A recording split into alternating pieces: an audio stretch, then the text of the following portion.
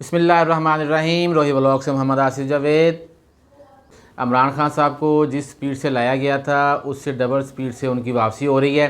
हालात अब यहाँ तक पहुँच गए हैं कि इमरान खान साहब को अपने अदालतों में केसेस के लिए एतजाज़ अहसन और लतीफ़ खोसा को वकील करना पड़ गया है।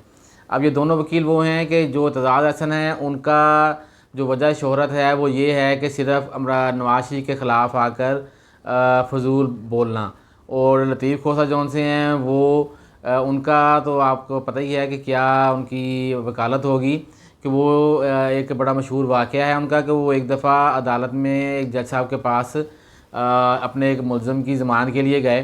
तो अभी वो केस शुरू नहीं हुआ था और जज साहब ने कहा कि मैं आप ज़मानत के लिए आए हैं, तो मैंने इनकी ज़मानत कन्फर्म कर दी है, तो आप चले जाएँ, बस ठीक है। उसकी मुलज़म की ज़मानत हो गई। तो लतीफ़ खोसा साहब ने, जिन्होंने अपने क्लाइंट से फ़ीस ली हुई थी बारी, तो उन्होंने कहा कि ये तो मैंने दलाइल वगैरह तो दिए ही नहीं और ऐसी ज़मानत हो गई, तो जो मेरा क्लाइंट है वो तो ये समझेगा कि केस में तो कुछ था ही नहीं, हमने इतने पैसे भर दिए। तो लतीफ़ खोसा साहब इस बात पे बज़िद हो गए जज साहब के पास कि नहीं जी, मैं तो अपने दलाइल जौन से हैं वो दूँगा, उसके बगैर मैं ज़मानत नहीं लूँगा अपने मुलज़िम की।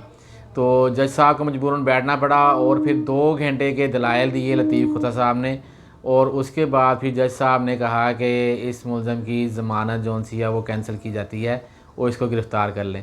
तो लतीफ़ खोसा साहब इस तरह के इस स्टैंडर्ड के वकील हैं।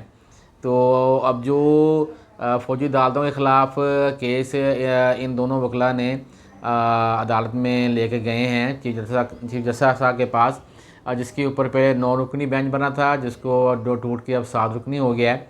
उसमें एतजाज़ साहब ने 4-5 दिन पहले इमरान खान साहब से उनके घर में मुलाकात की। उसके बाद इमरान खान साहब इस्लामाबाद में लतीफ़ खोसा के घर चले गए।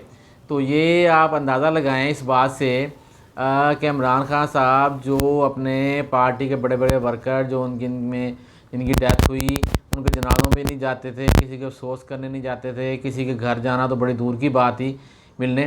तो ये लेवल हो गया है इमरान खान साहब का कि वो लतीफ़ खोसा को उसके घर मिलने गए और इन दोनों को तैयार किया कि तुम लोग जाकर अदालत में ये वाला केस जौन सा है ये इसकी दरख्वास्त दो।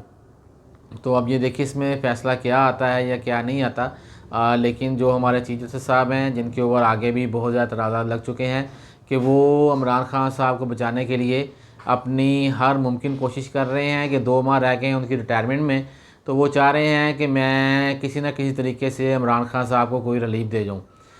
तो देखें वो इसमें कामयाब होते हैं कि नहीं होते। आने वाले दिनों में काफ़ी कुछ वाज़ेह हो जाएगा। इंशाल्लाह अपने अगले व्लॉग में फिर हाज़िर होंगे।